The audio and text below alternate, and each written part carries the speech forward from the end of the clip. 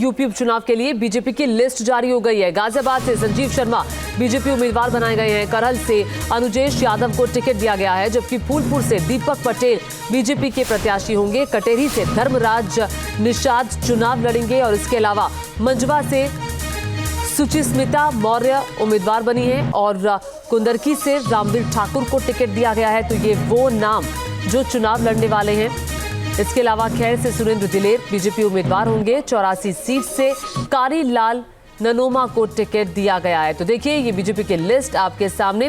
विकास चंद्रा हमारे साथ जुड़ गए हैं। विकास, ये लिस्ट तो जारी हो गई है और लगातार तैयारियां भी चल रही है। अभी हाल ही में मोहन भागवत और यूपी के मुख्यमंत्री योगी आदित्यनाथ की भी इसी को लेकर चर्चा हुई है कि कैसे कैंपेनिंग को आगे बढ़ाना है और लोकसभा चुनाव वाला झटका यहाँ ना मिल जाए।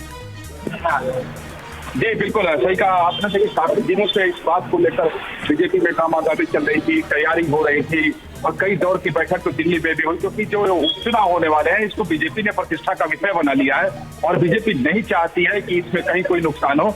बीजेपी की रणनीति है कि लोकसभा चुनाव 2024 में जो उत्तर प्रदेश में नुकसान हुआ और उससे पार्टी की जो गरिमा एक तरीके गरिमा को ठेस लगा और कार्यकर्ताओं का मनोबल नीचे गिरा, तो कम से कम उपचुनाव में पार्टी को अच्छी सफलता मिले ताकि कार्यकर्ताओं का मनोबल बढ़े और 24 के चुनाव का बदला लिया जा सके। यही वजह है कि पार्टी बिल्कुल ठोक कर काफी दिनों से कदम उठा रही है और काफी दिनों से इसकी तैयारी कर रही थी और कई दिनों से तो इस लिस्ट की प्रतीक्षा हो रही थी कि कब बीजेपी की तरफ से जारी किया जाता है। देखें कि 7 सीटों की लिस्ट सामने आई है, 7 नामों की सूची सामने आई है। अभी और भी नाम आने वाले हैं, लेकिन हाँ जिन जगहों को लेकर के कहा जा रहा था कि गठबंधन दलों के साथ इनकी अनबन चल रही है, गठबंधन के दल मान नहीं रहे हैं, तो जब दिल्ली में बैठक हुई तो उसके बाद हल निकल गया, जिसके बाद ये लिस्ट आज बीजेपी की तरफ से जारी कर दिया गया। और देखिए इस लिस्ट से पहले बहुत मंथन हुआ, एक एक सीट पर एक एक नाम पर खुद मुख्यमंत्री योगी आदित्यनाथ का हर सीट पर दौरा और बाकायदा उन्होंने अपने मंत्रियों को लगाया हुआ था। जरा लखनऊ चलते हैं, अविनाश भी हमारे साथ जुड़ गए हैं। अविनाश, ये जो बीजेपी की तरफ से लिस्ट जारी हुई है क्या खास है इसमें, बताएं।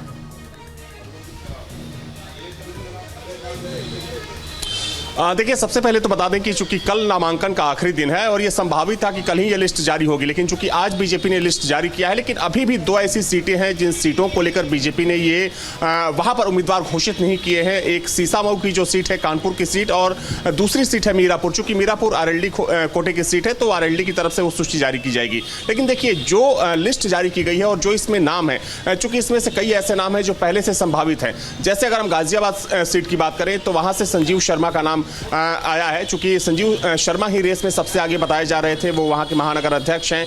वहीं अगर हम बात करें तो एक ऐसी सीट है कटेहरी, जिस सीट को लेकर चूंकि निषाद पार्टी की तरफ से उस सीट पर दावा किया जा रहा था और उसी सीट को लेकर संजय निषाद लगातार दिल्ली में डटे हुए थे, बीजेपी के बड़े नेताओं से मुलाकात कर रहे थे। लेकिन चूंकि वहां से धर्मराज निषाद को बीजेपी ने अपना उम्मीदवार घोषित कर दिया है, तो कह सकते हैं कि निषाद पार्टी को, संजय निषाद को एक बड़ा झटका लगा है, क्योंकि न सिर्फ कटेहरी बल्कि 2 सीटों पर वो दावा कर रहे थे। ठीक है अविनाश, बीजेपी की तो लिस्ट सामने आ गई। यहाँ पे एक बड़ा अपडेट इंडिया गठबंधन को लेकर भी है, उस पर भी मैं आपसे बातचीत करूंगी। तो आपको बता दें कि यूपी उपचुनाव को लेकर अखिलेश यादव का बड़ा बयान सामने आया है। इंडिया के प्रत्याशी एसपी के सिंबल पर चुनाव लड़ेंगे, अखिलेश यादव ने कहा, और सभी 9 सीटों पर एसपी के सिंबल पर चुनाव लड़ेंगे। ये जो 9 सीटों पर उपचुनाव होने जा रहा है उसको लेकर ये बड़ा ऐलान है। उपचुनाव में इंडिया क्या नया अध्याय लिखने को तैयार है? कांग्रेस एसपी बड़ी जीत के लिए एकजुट है, ये भी कहना है अखिलेश यादव का।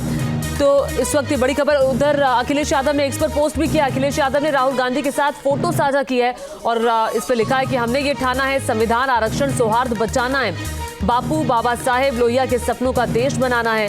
अखिलेश यादव ने ये पोस्ट भी किया है एक्स पर। अविनाश जरा बताइए कि ये क्या स्ट्रैटेजी है इंडिया गठबंधन की?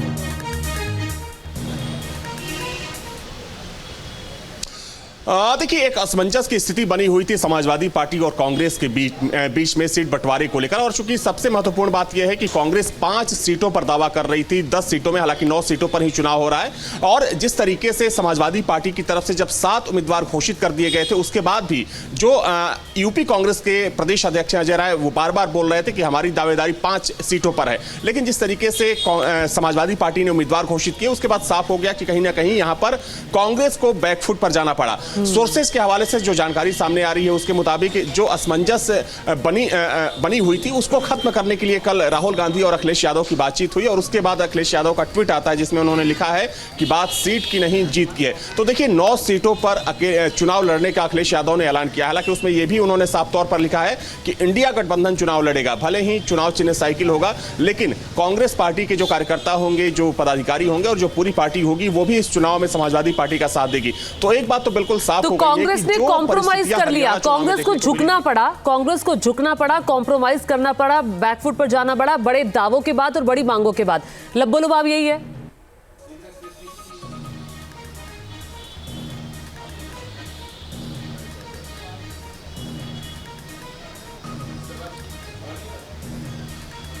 अविनाश, आवाज आ रही है?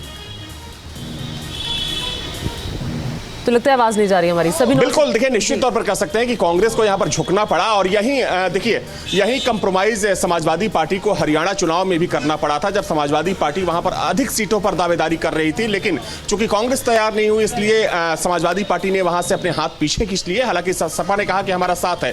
तो वैसे ही परिस्थिति इस वक्त इस उपचुनाव में कांग्रेस के साथ बनती हुई दिख रही है और कह सकते हैं कि कांग्रेस पार्टी को यहां पर पीछे हटना पड़ा, क्योंकि कहां 5 सीट और कहां एक भी सीट नहीं। हालांकि देखिए यह संभावित है कि जो 2 सीटें दी गई थी, गाजियाबाद और खैर की सीट, वहां पर हो सकता है कि जो सिंबल होगा वो समाजवादी पार्टी का होगा और जो प्रत्याशी होंगे वो कांग्रेस के होंगे। लेकिन औपचारिक तौर पर इस मैं बाबत आपको रोक रही हूं। इस वक्त बीजेपी की प्रेस कॉन्फ्रेंस चल रही है, सीधे चलते हैं।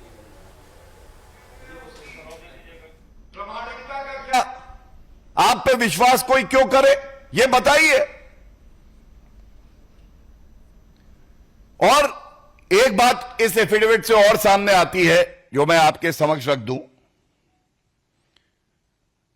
ये एसयूवी और फार्म हाउसेस वाले हैं। इनके पास एसयूवी गाड़ी, बड़ी गाड़ी, बड़ा बंगला, फार्म हाउस, बताते हैं शिमला में भी एक बड़ा घर जिसकी कीमत को इन्होंने 1/10वां हिस्सा दिखाया है।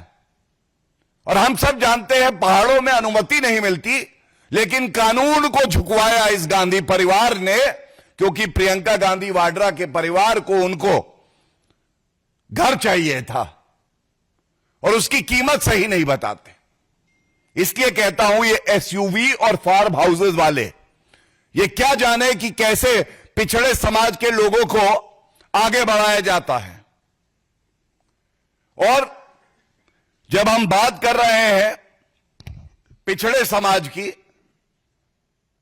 तो बहुत भारी मन से एक बात मैं आपके समक्ष रखता हूं।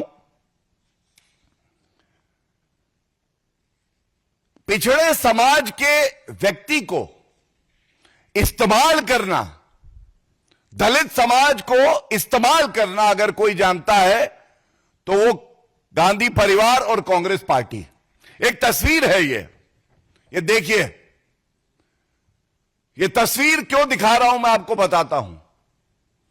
यहां आगे बैठी हैं श्रीमती सोनिया गांधी जी, प्रियंका गांधी वाड्रा, और पीछे बैठे हैं कांग्रेस पार्टी के अध्यक्ष मल्लिकार्जुन खड़गे जी, जो कि पिछड़े समाज से आते हैं। यह क्या दर्शाता है?